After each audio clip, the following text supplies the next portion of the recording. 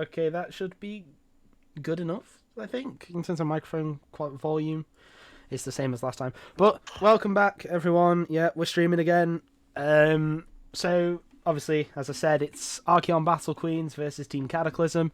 We are just waiting for the last player of Arc Battle Queens to get online and to join the lobby and play. But this time, you don't just have my annoying voice for the whole thing. I am joined by Hampy.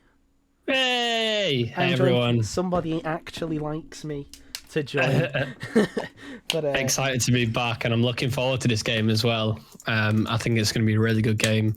As I think this is Arc's Battle Queen's first game, if I'm correct me if I'm wrong. Yep. So it'd be interesting to see how they play in this new Ocean League. Obviously, being in the lower league last season, in the last split, so it's going to be interesting to see how they come along. Obviously, Gold Enigma being their latest addition to their roster, coming from Arc Ghost as their sub. Correct me if I'm wrong there, Atomika. I think it was. Right, yeah. So going to be interesting to see how that play works in this team, knowing that we have our team LPM have played in scrims against Arc Battle Queens, been some good games, and it's going to be really interesting to see how they carry that knowledge and the information they got in scrims just playing against a variety of teams and how they bring it into this Ocean League. Yeah, and you can't deny there may potentially be a few nerves amongst the squad. It's their first game in the higher league. Their team on paper is not particularly the strongest. I believe it's one of the weakest in Ocean, but nevertheless they still have a chance. They have quite a nice game against Cataclysm. Cataclysm are a very strong team. They were in the Lagoon League last season, so they were in kind of like the middle league of Season 4. They were actually the winners of that league, but they did lose their jungler Red Husky due to rank restrictions. He was Diamond 3, I believe, at the time of sign-ups.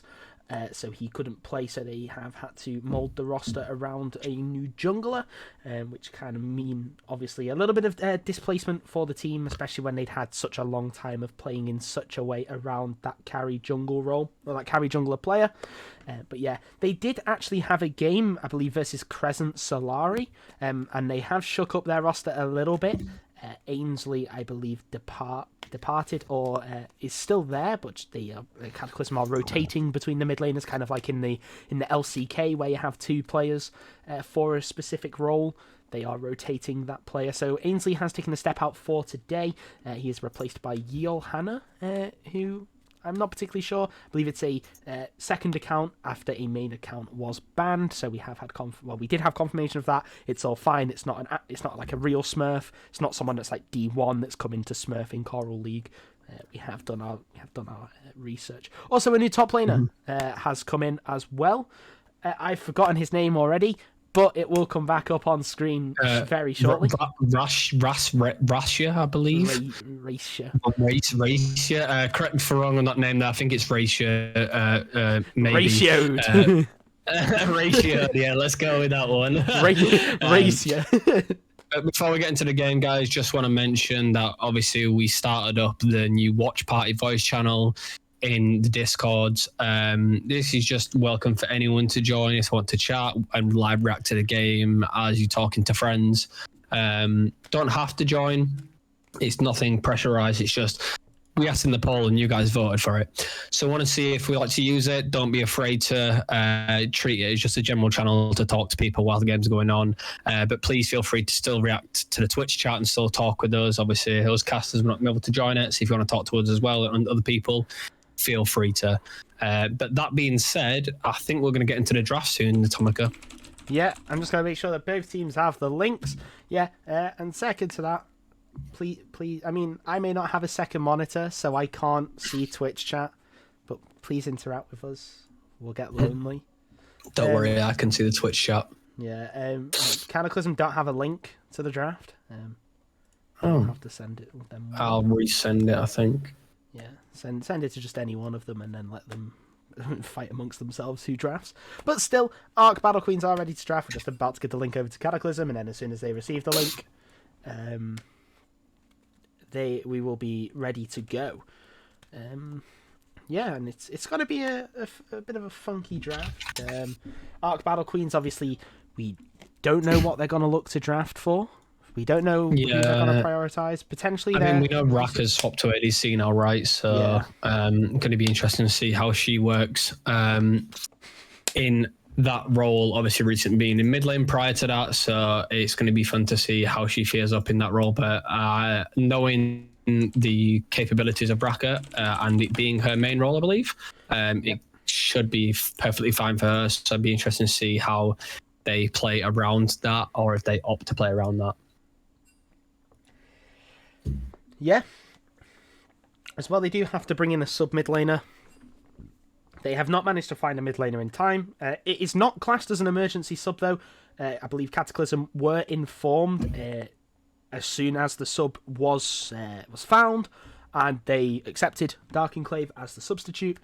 Therefore, no bans lost. But maybe next season we will allow Red Husky in for Diamond Player. Yeah. But we are into the draft. I'm a little bit late. We're getting to draft, Atomika. Yep, already has been one ban, and that is a Shen ban against their... We do see the Shen ban coming out. Yep. Oh, yeah, and a Gangplank ban. Yeah, we do see a Gangplank coming out as well. Oh, wait, Sugar, can I hear? Yep. Let me check the audio. Yeah, that's fine. Anyway, right, okay. Fresh, seems to be heavy towards the top side. Cataclysm, Gangplank, can also be played in the mid lane, has been gaining a lot of traction. I've faced 2 of them, and every time I've wanted to die. So it is a very oppressive laner. Kiana has been banned away. I believe Cataclysm's jungler has been playing quite a lot of Kiana jungle, with the Braum being the final ban, as Ezreal manages to make it through the ban phase, which is Raka's most played champion. What do you think about that, Hampy? It's a bit of a dangerous one to let through. Knowing that it's the most played champion, and obviously the capabilities of Raka were previously mentioned. Obviously mechanically a good player.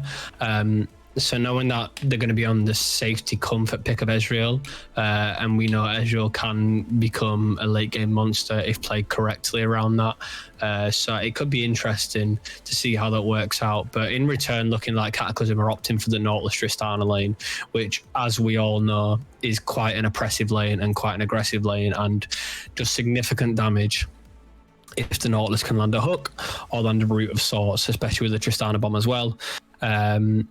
But moving back over to Arc, we do see a Xin Zhao being picked up in the jungle for Gold Enigma.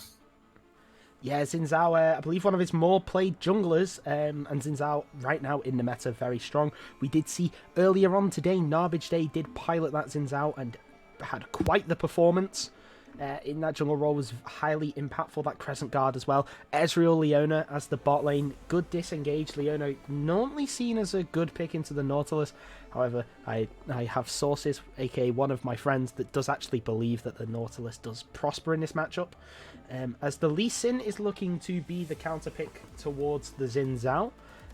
Not particularly sure about that. Maybe it's more setting up for the team with this Lee Sin, with those kicks, especially the Ezreal, the Leona, and you can just sort of kick into them, even through their mobility. But yeah, the Lee Sin is locked in. And what do you think about that, Lee Sin into Xin Zhao? Oh, have I died? Did my Discord die? Hello? Apologies for that, my mic was muted for some reason. Yeah, being a Lee Sin player myself, unless you're mechanically comfortable in most matchups, it can be a difficult matchup for you playing into the Xin Zhao, because he does seem to win quite a lot of 1v1s unless you can outplay it. So it should be interesting. But I'm surprised the Leona pick got through as well, knowing that Solari plays this quite comfortably as well. So looking like both bot lane and Arc have got quite a comfortable champion there. But anyway, moving to the final ban stage, we do see the Akali and then a Blanc being banned over from the mid lane. This is for the new mid lane of Dark Enclave, so obviously done some scouting, potentially could have been the champions that he likes to play. And then finally we see the Lilia being banned over from Cataclysm. Obviously can play top and jungle, depending where the Lee Sin goes. And also the Malzahar being banned away as well, obviously preventing them from trying to lock down their carry, especially the Ezreal, knowing that he has the ability to get out quite quickly. But looking like Cataclysm looking to pick up the Victor here. Obviously, you're a Victor player yourself. Atomika, what do you think to this? it could be very good. It depends what arc Battle Queens decide to pick here. You know, we do know Renska very strong topside player in terms of playing weak side. I should not say that she's a strong topside player because we don't particularly tend to see her on any carry picks. Do tend to see flex more towards the Ornn side of things. Zoe is being hovered. It is a bit of a questionable lane matchup. You know, Zoe is very oppressive. Have sleepy trouble bubbles, you know, just walk down and then find a Victor as he's trying to follow through, you know, get a ward down, get sleepy trouble bubbled, you're down to a quarter HP. Also can be quite decisive what summoner spells the Victor decides to take, but realistically Victor can play this lane quite comfortably. You know, you have that death ray, or the laser ray I like to call it, to poke her out as the Urgot is locked in the top side. Not particularly sure Urgot is a good blind pick here, but it rounds out. Quite a lot of good matchups regardless, and is quite an oppressive champion and a massive lane bully. So I feel like Cataclysm are going to have to opt for something, maybe a comfort pick here, knowing what they can play into it. I'm not really completely sure what Cataclysm's new top laner can play into this, but looking like the Ornn. So we'll get bullied a little bit early on. Ornn obviously does do a lot of damage with the breath as well. However, looking like it may just be a bit of a farm lane, top lane. Be good to see what pressure gets created in that top lane. Maybe see some pressure from Gold Enigma on this Xin Zhao also. But overall, I think some strong drafts from both teams. Looking like Cataclysm are opting more for the engage. And obviously, you do see Arc having the ability to poke that down before the engage comes about. However, with the Ornn Horn coming in, it could be quite difficult to delay that engage, Atomika. Yeah. I mean, Cataclysm are looking more to play more towards the engage, really, with that Ornn Horn, you know, the Lee Sin. But I'm not actually particularly sure, because Archeon do have a very good composition here to really poke them down. You know, you got the Zoe, Ezreal Zoe, a very powerful duo in terms of poking down. But you know, if Cataclysm do find those engages, no matter how much you want to slow it down or whatever, and I mean even for Arc, they do have all static. Yeah, it's just a case of really who bites the bullet first, you know? I think. Yeah, definitely. You don't really want to see Arc delay it too long either. Obviously, we do have the Solar Flare from the Leona as well. So that's something to keep in mind. If they can get that onto the Tristana or the Victor before they get too strong, before they enter a team fight, obviously we all know that Victor scales very, very well into late game. Once he gets 3 items on the board, could be a big problem for this side of Arc. And Tristana as well, notably being quite a good late game carry too. So it's going to be interesting to see how Cataclysm look to get their carries online and look how they just seem to fight around that, because if Zoe lands a bubble, or if Leona lands an ult, or if Urgot lands a flip even on the E, then it could be bye-bye to that carry. So maybe you'd expect a cleanse coming out from this Tristana here. Obviously, Tristana EW does take some time to buffer. The rocket jump takes some time. So would you expect to see a cleanse come out for Raka here? I expect it for the side of Cataclysm, and maybe for Raka. Both carries will benefit from cleanse in this. You know, if Ezreal for some reason gets stunned by a Victor gravity field, cleanse out of it and then has the E mobility as well, and if it gets hit with the E and then somehow gets hit by a Nautilus hook as well, if it's set up in that crossfire where nowhere to go, then has that cleanse ready and available. But Tristana, I think, would get the most out of taking cleanse. You know, you've got Zoe Sleepy Trouble Bubble, you've got Leona Solar Flare Stun. I just realised as well, Leona Solar Flare into Zoe Sleepy Trouble Bubble. You're saying goodnight to whoever's been caught. Yeah, definitely. You got to weigh up the option of whether cleanse is worth it at that time, whether there be too much CC chain to actually do anything. But I feel like if you can cleanse, if you can react quick enough to the cleanse, especially for the Tristana, especially for Kenez on this Tristana, it could be worth definitely using. But for the Ezreal, as you mentioned, like there's not a whole lot you can necessarily cleanse there, right? Like you've got the root from the Nautilus, you've got the Victor stun, but the Ornn knock up from his E, and then on top of that you've got the Ornn Horn and the Lee Sin kick, and then Nautilus ult. There's not a whole lot that you can necessarily cleanse. And with Ezreal having the arcane shift for the mobility and escape, he got away at whether it's actually worth it there. So I'm not really sure whether they'll opt for that inside of Arc. It'd be interesting to see how they decide to choose their summoner spells. Maybe you'd see a exhaust coming from Solara here. Yeah, you definitely could. Definitely could. Exhaust. With Cataclysm being a more of a aggressive lane, especially with the Nautilus and the Tristana, maybe it's worth taking it to win that 2v2.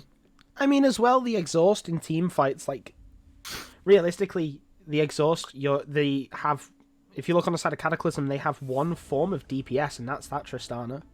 So if you manage to, if for some reason Leona finds herself, not in exhaust range, then she's doing something wrong. But, Leona just gets into exhaust range. If that Tristana decides to opt in onto the engage that Cataclysm are firing out, just exhaust her. There's quite a lot of damage loss there for Cataclysm. They'll then mainly be looking to the Victor, and before he gets that Chaos Storm upgraded, you can just outrun it with tier 1 boots. So, realistically, a lot of damage is then lost, and that can really escalate Arc's early game team fighting, especially around these early objectives. But then, that being said, if this Victor somehow accelerates this lane and really makes it so that he's got as much farm as possible, he's getting kills, and that passive is coming online quicker than usual, then that's when the exhaust becomes a questionable one, and do you just want the ignite there to be extra damage laid down and just a secure, really, on the carries. As you mentioned, it does take a while for this Victor to get online, so you've got to weigh up whether Cataclysm are going to just pressure everything and push everything onto Kenner's here, put him in charge of carrying this mid to early game, or whether they'll look to wait and play safer on the Victor, whether Yale Hannah will look to just be a bit safer in the lane. Obviously, Zoe does slightly outrange this Victor here with the Q, but it does have the E at the same time to pressure back. But I wonder whether he'll try his best to pressure Dark Enclave off the passive and to pick up any summoner spells or any item actives coming from the minions you do see getting picked up. So I'm intrigued to see how this mid lane matchup works, and to be honest, I think it's going to be one of the most interesting ones coming out. I feel like both junglers are going to be looking to get Scuttle early game, and looking to pressure off potentially double Scuttle. So I think depending on who gets priority, especially in the top lane, you would expect to probably see the Urgot get prior there. So I would like to see where this Lee Sin paths, if I'm perfectly honest with you. Interesting to see where he decides to opt to start this game. Yeah, I mean, realistically, you're looking pre-6 for the Lee Sin. I'm obviously not a jungler, but this would be what I would do. Start top side, go towards the bot side, and look to see what you can do. With this Tristana Nautilus, I think that's realistically the only lane you can play on pre-level 4, dependent on if the Victor decides to take that Gravity Field level 3. I do know that quite a lot of Victors do, including myself, like to put 2 points into the E to help with the lane. Help push out the lane, keep that priority. So, and then as soon as it reaches level 4, then you have another lane to play around with that Gravity Field, and then at level 6, you've got the Ornn in the top side as well. So, realistically, in the early game, this Lee Sin, I think, should be looking to pressurize this bot lane as much as possible, try and get this Ezreal and Leona down. Yeah, absolutely. Like you said, the Victor's probably going to have to do that maybe at this stage. We mentioned that Zoe does have a lot more lane pressure. It does outrange him. Maybe the clear's not as strong, but could be interesting. Sorry, you're getting static from my mic. Yeah, I think maybe my Discord though. I'm not particularly sure, but it's happening. Let me know if chat if you can hear any static coming from my mic, and I'll try to fix it as soon as I can. Apologies if that's the case. We're now in game, so we are loading in. I will just try quickly disconnecting and reconnecting, so I will very, very quickly do that. So. Haha, there was no noise because OBS, the streamer mode. And now, we transition. Yeah, Raka having that 886,000 points on this Ezreal. quite significant. Obviously, extremely comfortable champion Atomika. So I'm very surprised that came through. Maybe they just Cataclysm have confidence that this isn't going to be a problem for them. What do you think? Yeah, I think they have a plan. I think that they don't really respect this Ezreal. Yeah. And we can see Cataclysm doing what we like to dub the Cataclysm special, where they invade. What second do you want, by the way? So I can just check we're on the same time. 28, 29. I'll pause. Let me know when you get to 38. Okay. Oh, was I late? Never mind. Yeah. I thought I was quick loading. I'm at 38. There you go. 39, 40, 41. Yeah, cool. Just going into the bush. Perfect. So they are invaded. There was a ward placed there. You could definitely tell that Arc Battle Queens have done their scouting. They knew that this invade was coming. They placed the ward and they know exactly where they are. Cursed hit with one of those arcane... No, not arcane. Mystic shots. Big brain. But interestingly enough, let's talk about summoner spells. None of the ADCs have gone summoner has gone cleanse. It was the one that we didn't talk about that probably should have gone cleanse. Victor.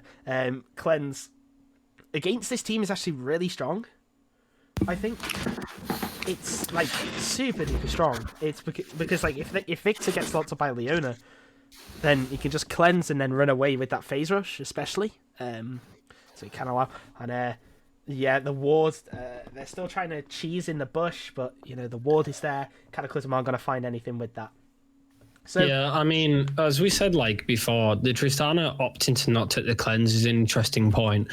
But at the same time, I did mention earlier that maybe it's just worth weighing up whether heal just is more of an advantage here, because knowing that Arc can chain CC so much, you got to wonder whether the survivability of the heal is better, because obviously Tristana does have the Buster Shot to knock back anyone that comes towards him, whether that's the Leona, whether that's the Xin Zhao, or even the Urgot. So I will be intrigued to see how they use this game. But if that Sleepy Trouble Bubble comes down and there's no Buster Shot or Rocket Jump, that's a dead Tristana for sure, Atomika. Oh yeah, absolutely. I mean, even with Flash, even with heal, you're not going to get through any of that. Leona opting to take the exhaust, as we did say during the champ select. You know, exhaust the... Oh, and the ult manages to actually land, and the slow coming in from Kenners. He is going to get stunned up, and the ignite with the bomb. Is that enough? No, because the pot is coming in. Level 1 still, as the Sleepy Draw Bubble did land in the mid lane, and that is a lot of damage from the Zoe. And this Victor's just straight dead. He could have cleansed the ignite, but I don't think it was enough. The electrocute coming down as well, but Dark Enclave half HP. Lee Sin is coming in. He is going to land the Q kick. There is the Drowsy and the flash from Dark Enclave. He is going to use the Q. That's a lot of damage. The ward being placed down, but no ward hop. Still takes the auto straight to the face and takes a lot of damage in return to try and cover this Victor's lane. But first blood over to Arc Battle Queens. Yeah, the new sub for Arc doing a fantastic job on this Zoe here. Never mind though about that. We see a fight in the top lane. Look like Ren's going to try getting engaged in this, but never mind. Golden Enigma's opted for the Lee Sin. Does have to flash out. Does get the knock up just. And Mindless having to back off just there. So Lee Sin playing a bit too aggressively against that Xin Zhao. But anyway, yeah, back to the mid lane. Dark Enclave did a fantastic job pressuring the Victor away. And we mentioned the range, and clearly Johanna's not respecting that so much, and maybe just underestimating the damage. But there's another fight in this top lane. Arc Ren looking for an engagement. That is a solo kill. That is a dead on. What do you think to that one, Atomika? Well, Orn thought he could do something, but you know, just not enough damage. Didn't respect the Urgot shield, and it's a solo kill for the Silver 3 top laner, you know? The TP is coming in. I think this is a dead Urgot for sure. The Q misplaced. There's the flash, though. Does recognise that there is no flash on anyone else, but the E-charge coming in. There is the return kill on the Orn. But yeah, it's a solo kill for Ren in the top lane, and yeah. And a good return kill, though. Good TP from the Ornn. Let's not get too invested, as the hook managing to land. The Arcane Shift has been now used by Raka. Most likely will just get chased down by this Tristana. There's another leap thanks to the E. But that's a lot of damage onto Kenneth. He's actually got a fall. It's been turned onto Cataclysm, and Gold Enigma is here now on this Xin Zhao. He's going to hit. That's a fantastic flash from Solari to deny the hook, but the winds become lightning misses. The stun misses. Well, the stun goes onto a minion. at last. But oh my lord, that was fantastic play from Solari. That flash to deny the hook away. Ren trying to get the E flip, but it's not enough. Just out of range. Ornn getting a nice bit of damage, poke damage there, but I don't know how Raka survived that. I think it was Conqueror that did the difference there. Yeah, I mean, Arc Battle Queens proving that they can definitely play in this Ocean League, pushing out as much damage as they can in this early game. Oh, it's dead. And it could be a dead Victor, and it is. And Dark Enclave again proving that he could be the next big player for Arc Battle Queens, proving that they are definitely one to be feared on the Zoe. But it's a bloodbath so far, Atomika, and this bot lane especially, and this mid lane. Did not expect to see Arc turn that around, but you have to commend Solari here on this Leona, doing a fantastic job peeling for Raka on this Ezreal. This one is There dead. was another fight in the top lane, and Oh, no! has ultimate.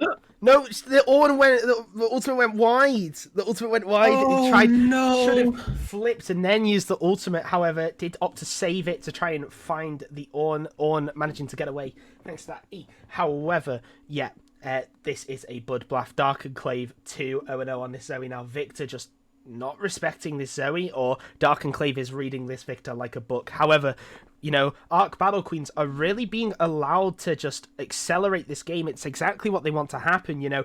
Ornn wants a slow game. He wants to be able to get those items, give those items to his team. Lee Sin, obviously, he wants a little bit of a faster game, get himself a little bit more ahead. But Victor, he wants a slow laning phase. He doesn't want all this fighting going on as we see Gold Enigma coming into the top lane. The Ornn charge away, the wind become lightning. It's actually going to manage to hit. There is the Ornn horn, the E forward though. There's the airborne a little bit too early as the Ornn horn now actually manages to land. But Gold Enigma may find himself with a kill. Yes, he will.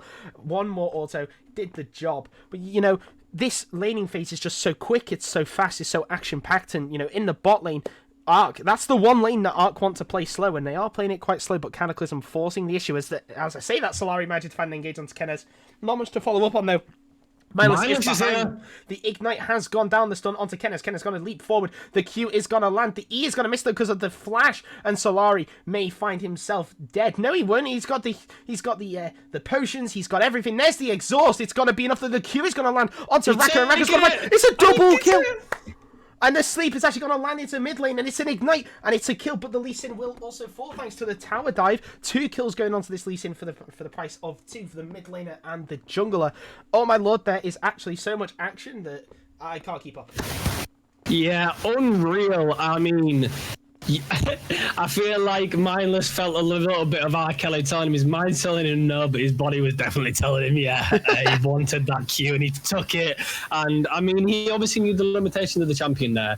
He knew that he could definitely kill this bot lane, and he managed to land it. Obviously, hit the Q, used the E afterwards, and the cripple came out. But again, there's a fight in the top lane. Oh my god, Atomika, it won't stop. Enigma's here to fight race here on this Ornn, and he's just dead. Ren's going to pick it up. And Dark Enclave, it's another bubble. His bubble hit the minion. Atomika. His bubble hit the minion. The gravity storm, the chaos storm does come out. Sorry, not a gravity storm. The chaos storm does come out, but it misses. It doesn't deal that much damage. Johanna can actually potentially push this advantage. There is the Sleepy Troll bubble. It is actually going to hit. There's the rate. Gold Enigma is actually coming in, but the cleanse has been used because he knew it's in death time. But Mindless, again, he is here. He uses the kick. Ren is going to fall. PTA is going to proper. There is the gravity storm. It is the Q is going to miss from Zoe. Johanna using that phase rush to manage to escape. And really, I mean, I didn't pick up on it. We saw it on screen, but Cataclysm have taken the first Drake off the game. That is an Ocean Drake. And speaking of that, objective timers. Not. Oh yeah, they're on the top left and top right. I forgot I did that. Anyway. Yeah, we're gonna look to probably see more than likely a Cloud or Infernal here, depending on what we see for the next Drake here. It's Mountain next. Ooh. Mountain, yeah. So definitely gonna be Cloud or Infernal coming out here. Could be obviously useful for either team here. But looking at Mindless, going to try to hit this, and he doesn't quite get it. Enigma just smiting that away. But Lee Sin still wanted to fight this. Can beat him if your Q comes up soon. The Sonic Wave doesn't come up in time, and Enigma takes the kill. So. Do you think the Lee Sin slightly overstepped there? What do you think to that? Lee Sin had to get the red buff, otherwise it was a lost fight completely. He needed to flash away. If he didn't get the red buff, he just had to flash away and try his best. Absolutely. Because that red buff, true damage, just is way too much. However, God Enigma getting another kill, kind of donated to him because Mindless could not smite away that red buff. We have now reached 2 level 6s for the side of Cataclysm versus the level 6 and level 5 of the Arc bot lane, so we may see another engage there thanks to that Nautilus depth charge. But Racer in the top side, not particularly doing very well. 1-3 on his own. He needed to try and play the lane slow, but he could not do that as Ren. Really playing this lane very well. Does have a CS lead. Has nice Absolutely. I mean, I wouldn't expect to see so many kills in the top lane. I don't know about you, Atomika, but I expected it to be a bit of a boring game and a bit of a mindless game. Sorry to use your name there, mindless, but like you would expect it, right? I mean, obviously Ren's going to look to bully on this Urgot. Ren's going to look to pressure on off the waves, but you're an on, like you are tanky late game. You need to play it a bit safer here and just look to get your ults off in the team fight. You're not looking to win the lane here realistically. You're looking to come out on top. You're looking to come out no deaths, and if you do that, then you're fine. And I just didn't expect to see such like this, not so much disrespect, but I guess you could say that. But Rensker again landing another E, and Ornn just taking so much damage. That is a tank, and it's just causing problems. I mean, Ren's just pressuring off the Ornn so much, but either way, it's looking like an interesting lane. But all in all, I think Dark Enclave has just shown that they are a person that can definitely play mid lane for Arc Battle Queens, and Victor's currently not allowed to play the game, Atomika. Yeah, kind of expected though, to be honest. You know, if Victor didn't respect the Zoe, it was kind of doomed from the start. As Dark Enclave takes away the Scuttle, he's going to hit the Drowsy. The Sleep is going to land, and just before that, Ignite Proc comes in. However, Kenneth has been engaged upon that. Solar Flare is going to land onto Curse, despite him not being the target. There is the Rocky's the Arcane Shift. But yeah, it's the Arcane Shift forward aggressively. There's the Depth Charge. The Buster Shot also coming in. Kenneth could potentially turn this around, but the W damage... I've forgotten the name. Damage mitigation. There you go. Thanks to the extra armor. There's the flash forward, but the Sleepy Troll Bubble is going to miss as Johanna. That's just 1 Q straight to the face. Thanks to the Sorcerer's Shoes, he's going to take a ton of damage that he shouldn't have. But yeah, kind of expected that the Victor's not allowed to play the game in this early stages. He just had to sit back, farm up, and not die. However, he's dying quite a bit. 0-3-0. And yeah, it's losing all around in all 3 lanes, really. For right absolutely. Now. We can take a look at the goal as well, and we can just see that this bot lane is quite even actually, but the mid lane is a 2,000 gold difference here, Atomika, and it's looking like the Victor's going to struggle. I mean, do you really think he's going to get to 3 items at this stage? Do you really think he's going to get that Chaos Storm upgrade? Do you really think he's going to be able to do anything in this game? I mean, Lee Sin, Mindless, is trying his best to get something on the board for the side of Cataclysm here, but you got to wonder whether it's enough. Curse looking for a hook and does land it on Raka, but both junglers are here, and Solari goes in and releases him to stop it, and Enigma's just fighting down Kenners and just 2v1 in this bot lane, and it's just not working out well for them, and Enigma picks up both kills, and that's a fantastic counter gank from Arc, and you've got to just commend him, and Dark Enclave lands another triple bubble, Atomika. What is going on? Dark Enclave, differential, to be honest. Dark Enclave has been absolutely running the show currently so far. Gold Enigma recognizing that Cataclysm. They saw it on the ward that Cursed was charging up that Hex Flash. The only way that this Nautilus charges up Hex Flash is if something is going on. If there's a gank, if there's someone coming, whatever it is. But Gold Enigma now, there is the cleanse. The Q is going to miss. There's the Chaos Storm, and Zoe will fall. That's a big shutdown onto the Victor. The Victor forced to flash away, but the red buff will manage to pick him up. Gold Enigma trading out the kill, but that's a massively worth for this Victor. He gets that shutdown on the Zoe. But, you know, Cursed charging up that Hex Flash, giving away, really, that Mindless was coming in for a gank. Gold Enigma reading it like a book, being there, being readily available, and just Solari, fantastic target focus, targets Mindless, and then he can't do anything, stuns him up, keeps him away, and then Kenneth and Curse look like they're engaging for no reason. And then absolutely, like, I mean, we see Victor finally picking up the Lunans now, and the one important thing to mention is that Dark Enclave lost quite a couple of stacks on that Dark Seal there, but regardless of that, we do see another engagement in his bot lane. Raka using the ultimate, but not quite getting enough damage off, and can't get a breath in this game, Atomika. We've just seen so many fights, so many engages, and you're still seeing Cataclysm stepping up a bit too much, and the 4K goal behind at this point. You've got to wonder whether they're confident they can win these 2v2s. They're confident they can win these fights, and Solari landing a love as Zenith blade. Yeah, Kurt's just body blocking for Kenneth, just allowing him to really just tank up those stuns. Really no reason to panic.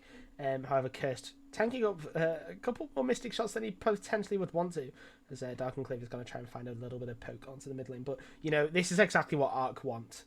They want this fast-paced early game, and they're forcing it down Cataclysm's throats, really, whether they want it or not. And that's that, okay? Johanna, yeah, you need to base. You are on 1 HP after 1 Zoe Q. So, well, after 2, I should say. But that's not very balanced. But Zoe is really far ahead compared to this Victor. So I can definitely see there's the Ignite, and just an auto attack is more than enough to finish him off. Another kill going on to this Zoe now, and you do have to question whether Team Cataclysm can really come back into this game. Like, yes, they do have the scaling, but, you know, will they get there? Yeah.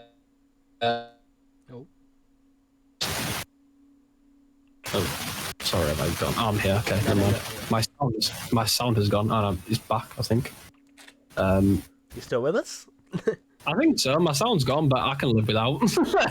Yeah, it's looking like Ark is controlling this game here, taking over all of it, and I'm just wondering whether Cataclysm have just struggled to step up this game and struggled to actually realise the advantage of their comps. I mean, we questioned whether it was worth letting this Ezreal through, and I mean, don't get me wrong, Team Cataclysm bottom has done well to pressure it off, but did not expect the Zoe to pop off so much, Atomika. Yeah, me neither, really. I did not expect Dark Enclave on this Zoe to really pressurize this Victor as much as she has. However, you know, yeah, as you said, commendations to the Cataclysm bot lane. They're keeping up with this Arc bot lane. That's exactly what they need to do. This Tristana just needs to farm up.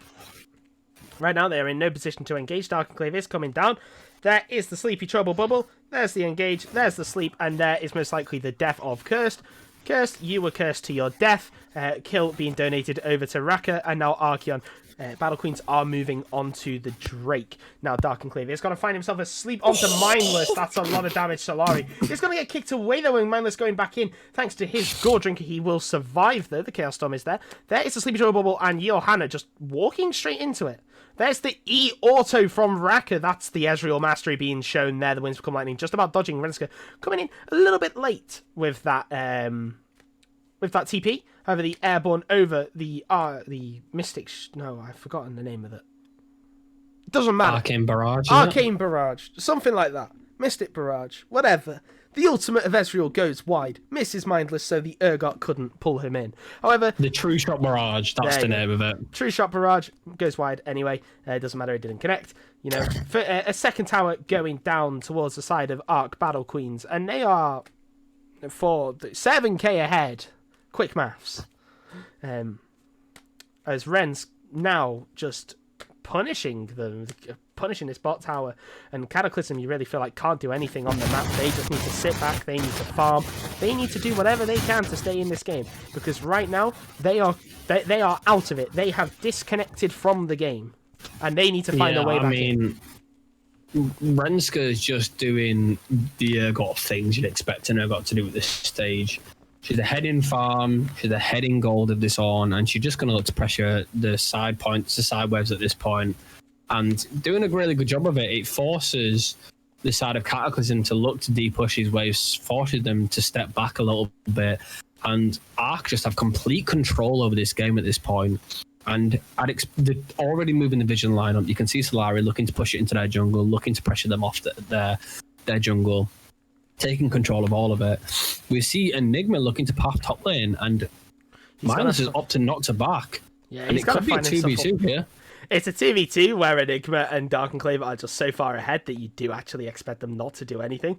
You expect them to just hardly take any damage, but Enigma flashing forward using that Crescent Guard. Chaos Storm still going to come down, and Gold Enigma is dominating 6-0-2 on this Zinzar now, and he is so far ahead in farm that this Lee Sin is looking blind to camps, as Racer Kind of build in front of Enigma, and then he's going to finally complete the item that he wants. I believe it will be a Bramble Vest. It is indeed. And their Arc Battle Queens are now looking to pressure this top tier 1. Racer, I don't think it's worth dying for the tier 1, but if you want to, that's completely fine. No, he's going to dodge the Sleepy Trouble Bubble. He's going to take a Q to the face, and that's a lot of damage to your tank. The Wings Become Lightning going to land as well. A little bit of poke,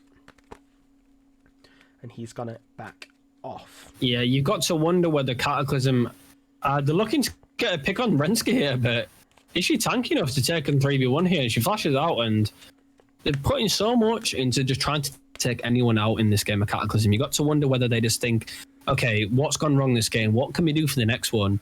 What can we look to do? Is there anything different we can do in draft? Anything different we can do with our team comp? Because clearly it's not worked well. And Arca is playing everything really well and pretty perfectly in this game. And Battle Queens are definitely just showing that they mean business in the Ocean League here at Atomika. Yeah, they are really doing very well, as Ren almost being caught out on that Urgot. But nope, manages to get away thanks to that small little dash that he has. You know, in regards to what can they do differently, I really don't think there's anything wrong with this draft. Like, it's just the way that it's been played. You know, Victor really requires a laning phase where he can be the bully, not get bullied.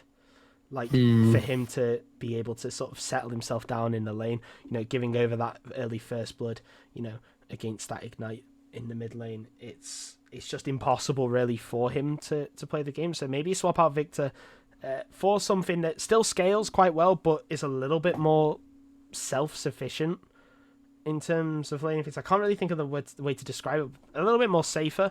Maybe you could look for something like an Azir. Something with more mobility potentially.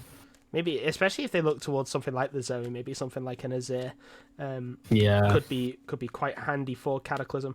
Whether he plays Azir or not is a different question. However, Ren is going to find an engage onto Raisha, and he's going to bring in the Orn Horn. Ren is going to get airborne, and she's going to get taken out. A kill going over to Mindless, and you really do question, is that the play? I mean, yeah, do you want the kill on the Orn? Probably not. But at this point, you know, who's going to be the more useful member? I think Mindless managed to pick it up. Yeah, Mindless did, but you know, who do you want it on? Do you want it on the Orn, or do you want it on the Lee Sin? In my opinion, I'd probably more want it on the Orn, just try and get himself that little bit tanky. It's one shot. That is Horizon Focus for you as the Solar Flare comes down. Raisha almost caught out. There's the exhaust onto Johanna. Cursed is caught up in that Drowsy. The Chaos Storm has come down, dealing actually quite a bit of damage. The Zenith Blade gonna miss onto Cursed, and Cataclysm running with their lives because Kenners, well, let's just say Dark Enclave really threaded the needle on that one, and he managed to find himself a wild Tristana. You know, just throwing out these Qs as if they're disposable, you know, like it's just... Dark Enclave is telling them that they are this Tristana, Kenners, you are not allowed to live. You cannot even look at and breathe in my direction because I will burst you into flames. And clearly has. I mean, doing a fantastic job here. Does flash there using the W, but doesn't manage to land the Super Trouble Bubble. But we do see the side of Cataclysm pick up a Drake deny. Oh, sorry, it was Arc, apologies. Do see Arc pick up this Drake and put themselves at soul point here, looking for this Infernal Soul. So, I mean, once that lands, once the Ezreal gets this, and once the Zoe gets this, it's going to be over for the side of Cataclysm. You got to wonder what can they do to possibly get anything out of this. But Renska's just pressuring everything in this top lane as the rest of Arc just look to fight mid lane Atomika, and it's just taking them out of here. It's just the depressing collapse now, I think. You know, they're going to lose the Infernal Soul. I think that's a given. I don't really think there's any way that Cataclysm can really play this that brings them back into the game at this point. Ezreal 2-1-5, 190 CS, you know, so much gold in his back pocket. He's worth a shutdown. Oh, and the game has been paused because I do believe that Mindless has disconnected. Let's turn on the chat. Jungle has crashed. Yep. Yeah, and I believe the side of Enigma was lagging as well, apparently. Whether that's true, we're not sure. But hopefully we'll get back in soon. And he's back now, so looking like we're going to get straight back into it, fortunately. So quite a short pause by the looks of it, and hopefully we'll get back in a second. But Yeah, I mean, you kind of said it for yourself there, Atomika. I mean, Cataclysm at this point, it's looking like they've just collapsed. Whether there's a bit of mental boom going on because this game's obviously clearly not going according to plan and as you'd like it to. So you got to wonder whether you save the mentality, look for next. I mean, they can surrender. Obviously, wouldn't want to. Obviously, it's not something you'd look to do, but that is a Nautilus that is meant to be a tanky support, and that is a dead Nautilus now. So this is Zoe. I'm so intrigued to see how much damage this Dark Enclave's done on this Zoe, because just every single skill shot's hitting, and it's incredibly impressive, if I'm perfectly honest with you, Atomika. Yeah, it is very impressive that he's managing to hit all these skill shots on such a skill shot dependent champion as well. As there's the pause just to keep us at the 3-minute spectator delay. That was to be expected. But you know, I mean, and there goes the Victor. You know, you have no resistances. He's gone Sork Boots. He didn't go Merc Treads. He didn't kind of optimize his build. He didn't go for the Banshee's Veil second. You know, all of these different factors mean that this Zoe is just able to one-shot whoever she wants. You know, Nautilus has gone plated steel caps instead of the Mercury's treads because, you know, as the game develops, you sort of know who exactly is gonna be the problem. And if you see a Zoe and an Ezreal being fed or getting ahead at any point, you kind of don't want plated steel caps. You kind of want those Mercury treads. Especially against this Zoe, just for any form of survivability. And as well, again, you can see a cloth armor. I believe that this Nautilus is potentially going for Zeke's Convergence as a second item. And again, that's just more armor. It's not magic resist. And if you compare that to the side of Leona, you know, Abyssal Mask, first item, the immobilizing 15% extra damage, not 50, 15% extra damage. You know, that's just making this Zoe even stronger. And it, you know, it's really a case of just like item optimization at this point. Like, yes, you complete your second item, but then it's all dependent on what you go from there. Like, what do these players look for? And absolutely, I mean, we see, like, interesting thing to mention is Dark Enclave has not yet opted to build that Dark Seal fully stacked into a Medjai's yet, and maybe they're weighing up the option to whether it's worth investing that 1,250 gold. But for me, it is, right? I mean, you are so far ahead in this game, you can pretty much one-shot everyone but Ornn, and that's just because he's got more health at this stage. But Ornn is on. Yeah, I mean, regardless, though, it doesn't have any magic resist at this stage, though. Only has the Thorn Mail. That's the Sunfire, I suppose. Has a little bit coming from that.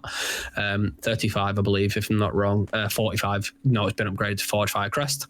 But it's just still, it's not enough, right? I mean, for me, Dark Enclave is just worth investing that, maybe trying to complete some more items first and trying to get that full damage. You may even see a Rabadon's come out here, or maybe something a little bit more defensive like a Zonya's, just to prevent himself from having that shutdown put onto anyone important. I mean, if Tristan does get a shutdown here, or even Victor, this still could be rather strong. I mean, Kenneth is farming well, but I mean, it's just going to be a free Baron here for Ark. Maybe we could see Mindless look for a steal here, but I'd be impressed if he managed to pull this off. He's looking for it, but Solari jumps on it. And yeah, he's just going to get one shot. There we go. The Baron picked up and the fight is starting, but I don't think there's really much to commentate. It's just going to be everyone getting one shot. Dark Enclave managing to shoot.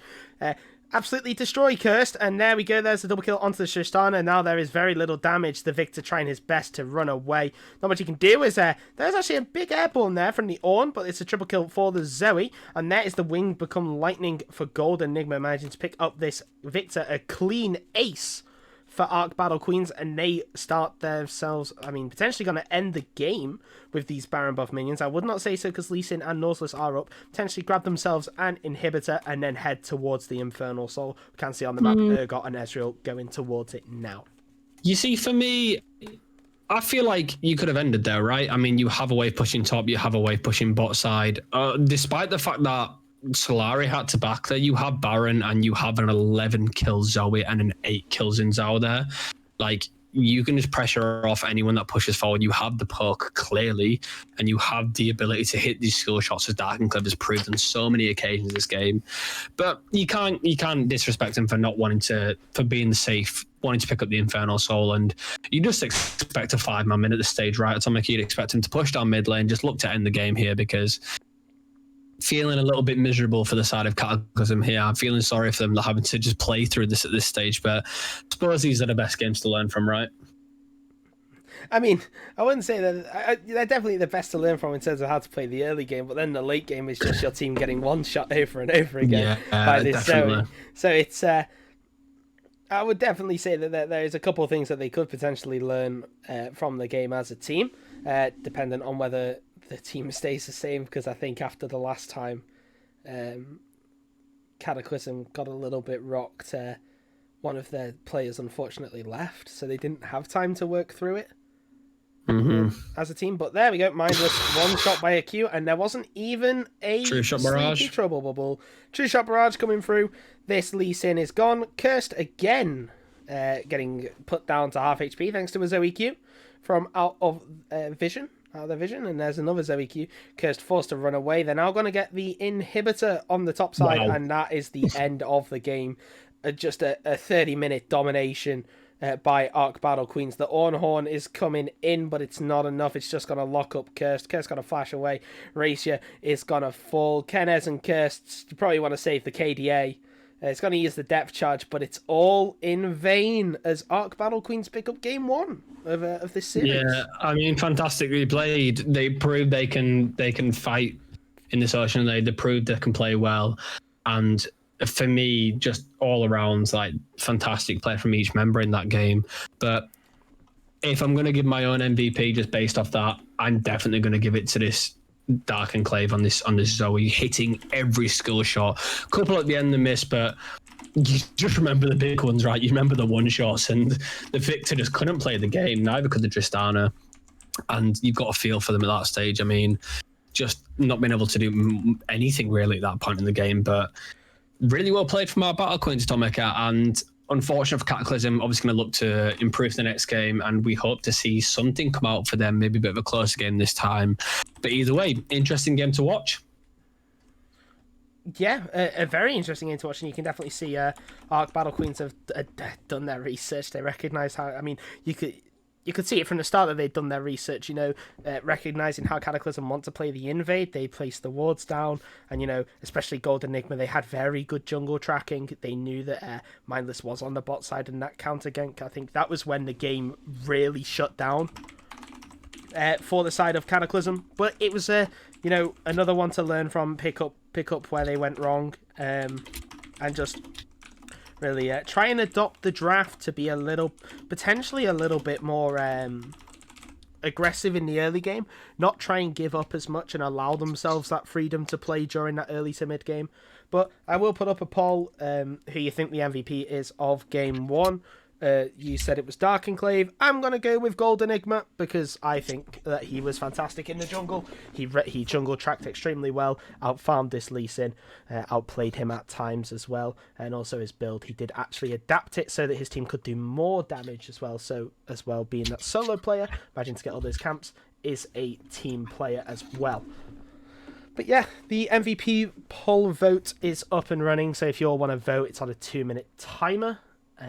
We're going to get the second game set up, so you may hear a lot of typing and not a lot of speaking going on as we set that one up. But yeah. I'll set up the custom game now if you wish to set up the draft.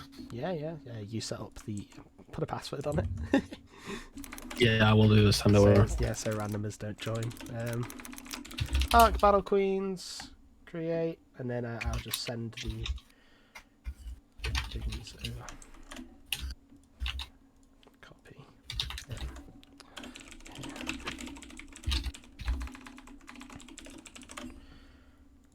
And then we can.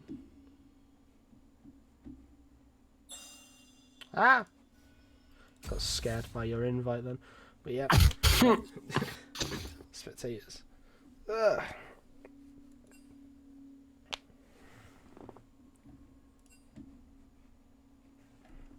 But yeah, looking like Dark Enclave is kind of dominating this poll at this point. Atomica, I mean, expected. I've never seen so many one shots in one game in the CoraL League. I don't care. I'm voting Gold Enigma. It may be a dying cause, but I'm voting.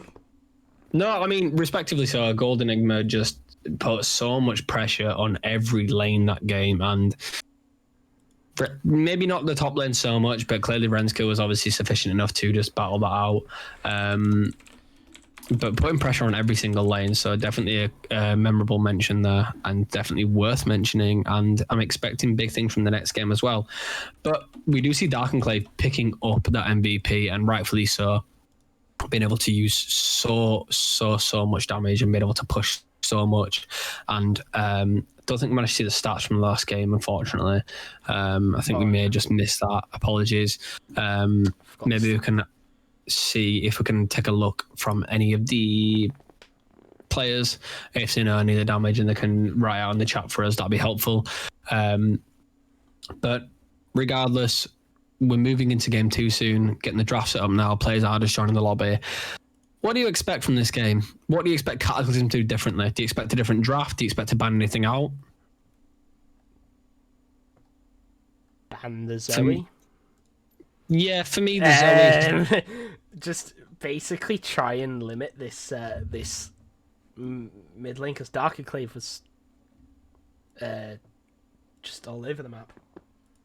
Like, he was 100%. dominating. It was just a clean mid performance. And I mean, there are games where, you know, you say like this, you get all these people go, oh, it's a mid diff, but they're like, you know, it's just a case of Dark Enclave was given that early tempo, he was given that early pressure, and he utilized that very well and translated that to leads in other lanes. You know, he went down to the bot side, he made sure the bot side was going okay, and all these different things. He just played towards the team very well. And for that, you just have to try and force him onto something else, something just that doesn't give him urgency. And yeah, definitely. I mean, you got to wonder. You said it yourself. Like, some people say mid diff, but you got to wonder whether he just played the matchup better, right? I don't think it's necessarily Victor playing it poorly or being disrespectful to anyone else. I think it's just a case of stepped up a little bit too much in some cases. But Dark Enclave's obviously clearly comfortable in that champion, right? Clearly knows how to play it. Clearly knows how to play that champion very well. And you've got to ban that away this game. You've got to see it come off it, because if you put him back on the Zoe, or maybe something that can push it off, right? If you know you've got a counter pick that can play well into that, then rightly so, go for it. But the only thing I can necessarily think of that can play well into a Zoe is maybe an Annie or a Vel'Koz. We did see the Malzahar getting banned away, so maybe that was the reasoning behind it as well. But there's a couple of picks you can put on that. But regardless, we're going to get into Spectate Link. We're going to get this, Spectate Link. I'm going to get into draft in a second. The Addis Open and Spectate Link, and we'll hope to get into it, and we'll switch over in a second once everyone's ready. Just waiting for Cataclysm to ready up, and we're good to go. So yeah, we'll get into that real soon. Let us know in chat what you expect to see this game. Let us know if you expect anything different from the side of Cataclysm. If you hope for anything different, we'll get a poll together once we see a draft, and we'll see if anyone thinks that Cataclysm bring it back. But we are getting to the draft here, and we do see a Zoe ban instantly coming out from Cataclysm. That's how he was very disgusting. Yeah, the GP banner is well straight coming out, and the Shen and the Thresh coming out from Battle Queens, instantly preventing Curse from picking up the Thresh. Obviously, quite a comfortable pick for that player. But yeah, I mean, we predicted the Zoe, right? Just being so incredibly strong. And the Gnar as well, obviously quite a comfortable champ for Renska, playing that quite comfortably as well in the top lane, and obviously knowing that you have the ability to jump in at any time with Mega Gnar and force people into the wall can just change your team fight around instantly.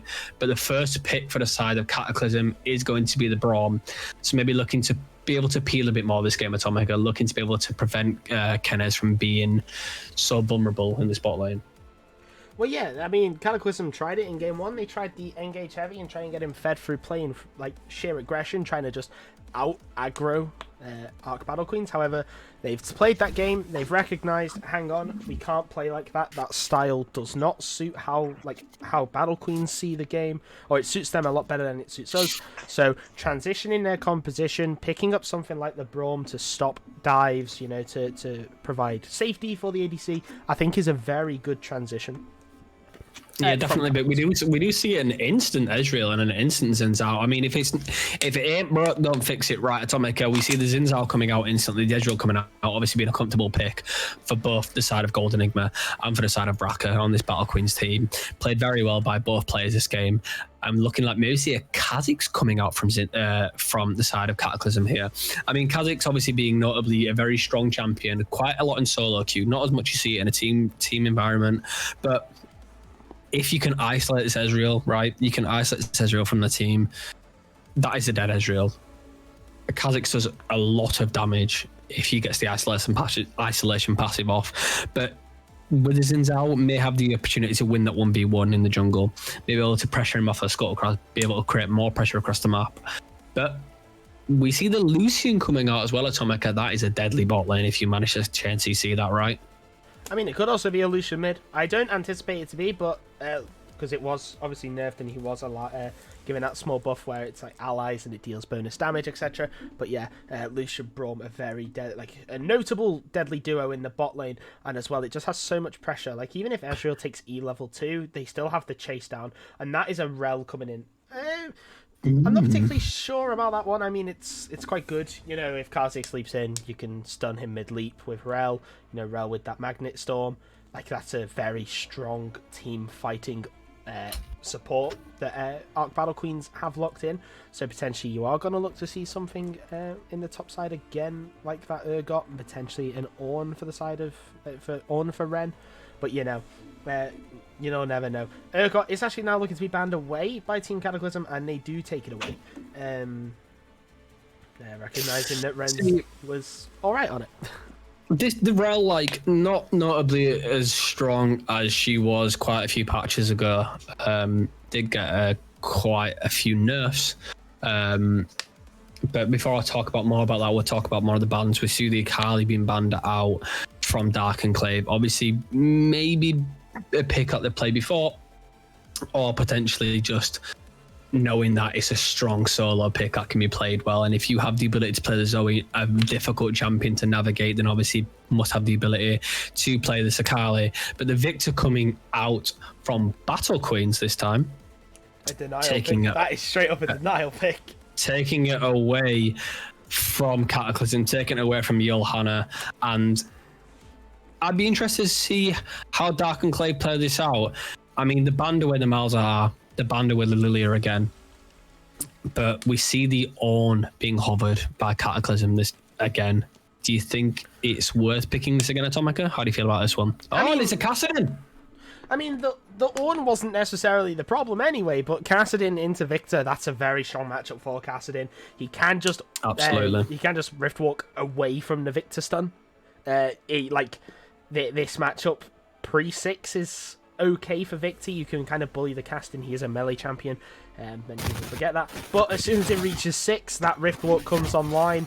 And realistically, if Dark Enclave doesn't respect this Kassadin, this could potentially be horrific. And the Ornn is actually swapped to a Tahm Kench. And Tahm Kench is an extremely strong top laner. Everyone knows it. And, you know, it not being banned away, Cataclysm say, right, fine, we'll take it, especially against his team composition. You know, the Magnet Storm, there's so many slows. Kha'Zix evolved W, Kassadin with the E? The sweep? The E sweep? I'm not particularly sure what the ability is called. Tahm Kench, the Q slow. Lucian, if he goes it, the Shreldia's Grudge thingy. I don't know. Like, there's so many slows on Cataclysm that Battle Queens, if they commit to a fight, they have to commit. There is no way that they can go in and get out, especially with that rel lock-in. They've now committed themselves to basically, if we engage, we go. Absolutely. I mean, we see the Tahm Kench coming out right.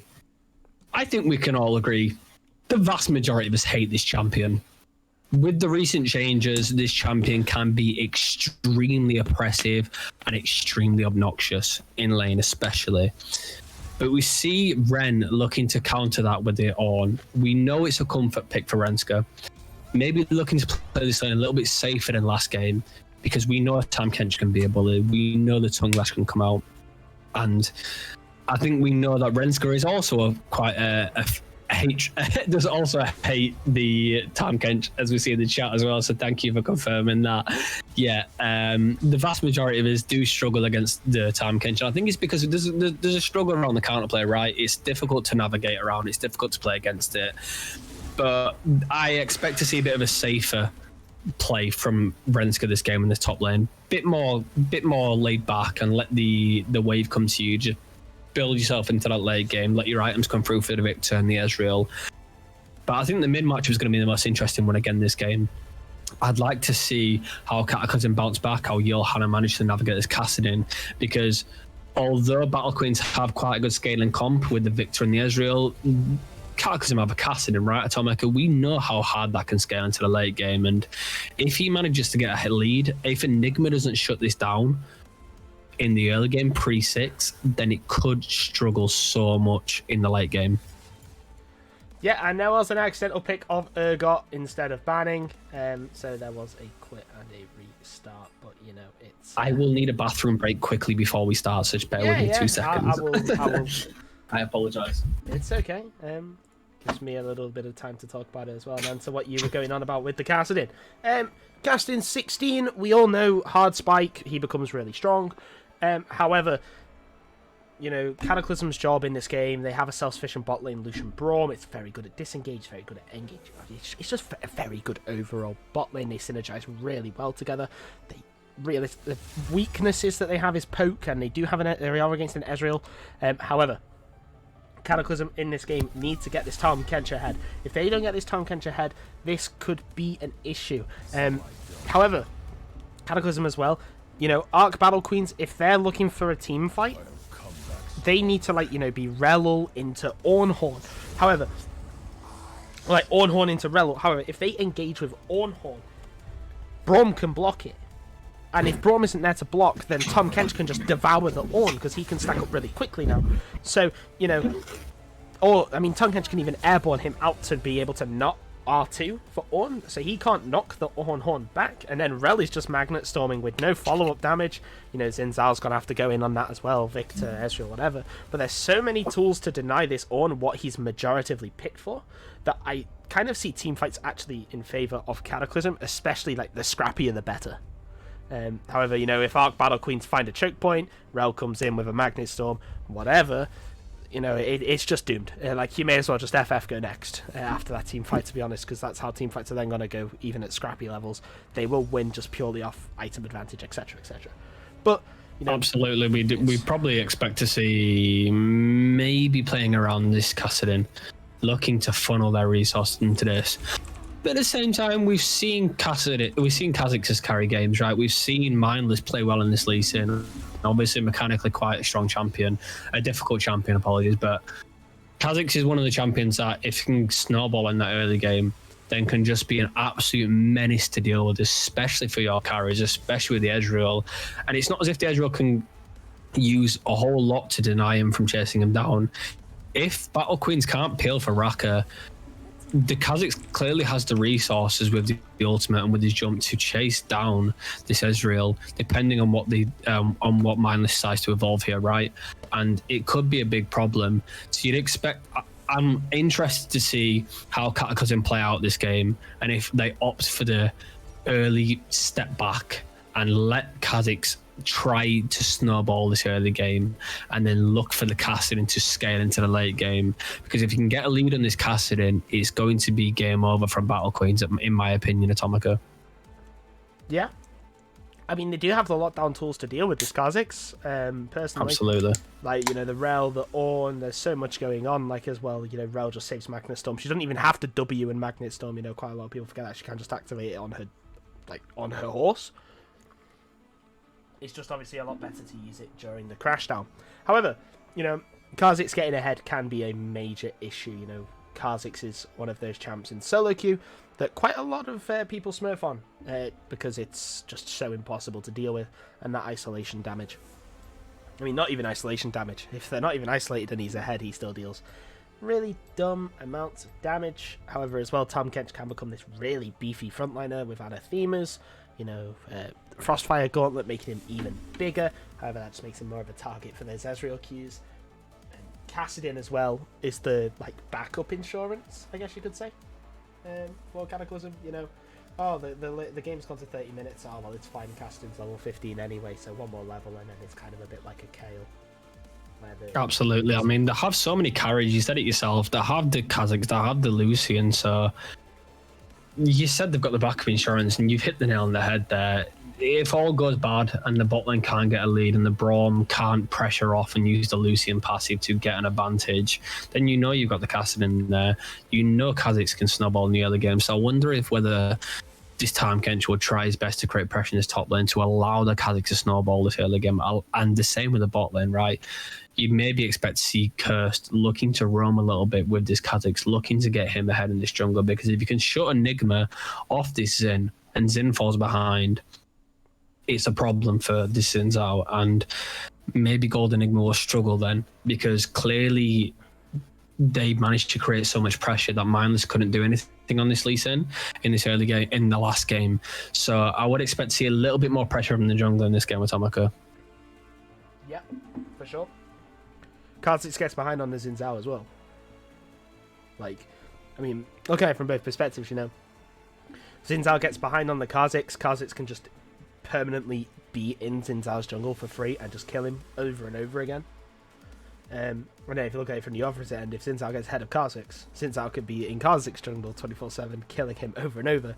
Both of these junglers are very dependent, it seems, on getting a little bit ahead in this early game. So quite a lot of focus this game will be on the jungle.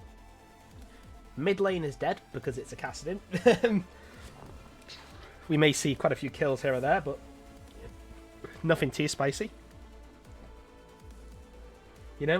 Yeah, definitely. I mean, we will be getting into games soon, and I'm really interested to see how Cataclysm play this game out. I know we've said it already, but it's definitely a talking point. And I really, really think Cataclysm have a point to prove here, right, Atomika? They really have to prove that they can't be walks over. I mean, we saw in the first game that Battle Queens just took advantage of every single mistake that they made, realistically. And we did see some really good plays from Cataclysm, right? Some good solo plays. But it's looking like chat and are agreeing that Cataclysm can come back, just winning 57% of the vote there. And people are thinking that they can come this game back. And to be honest, with the way they've drafted and how many carries they have, I have to agree at this point. I mean, you've got to expect the unexpected here. And you've got to think that maybe Battle Queens have just drafted for comfort and gone with the same draft as last time. But maybe Cataclysm have worked hard to play against it now. Maybe through the last game, they had the talking points before the next game started and thought, right, okay, this is what we can do to push this out of the game and stop them from getting so far ahead. And it's definitely worth looking into this game to see how Cataclysm react to the last game. That being said, though, we are going to get into game, and we